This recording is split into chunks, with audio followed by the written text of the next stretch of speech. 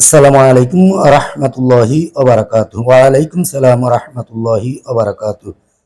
আপনাকে দুইটি প্রশ্ন করা হবে, আশা করি প্রশ্ন দুটির সঠিক জবাব দিবেন। এক নম্বর প্রশ্ন হলো, কোন সময় নির্দিষ্ট দোয়াটি পড়লে জান্নাতের 8টি দরজাই খুলে যায়?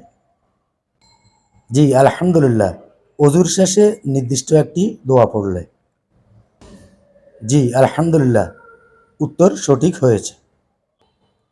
এবার দ্বিতীয় প্রশ্ন, রব্বি জিদনি এলমা, এই দোয়াটি মূলত কাকে করতে বলা হয়েছে? জি আলহামদুলিল্লাহ, এই দোয়াটি মূলত হজরত মুহাম্মদ সাল্লাল্লাহু আলাইহি সাল্লামকে করতে বলা হয়েছে। জি আলহামদুলিল্লাহ, উত্তর সঠিক হয়েছে। সম্মানিত বন্ধুগণ, এবার আপনাদের জন্য একটি প্রশ্ন, কোন গুণে মানুষ বেশি বেশি জান্নাতে যাবে? ক, সদাচরণ ও উত্তম চরিত্র। খ, সিয়াম ও সালাত।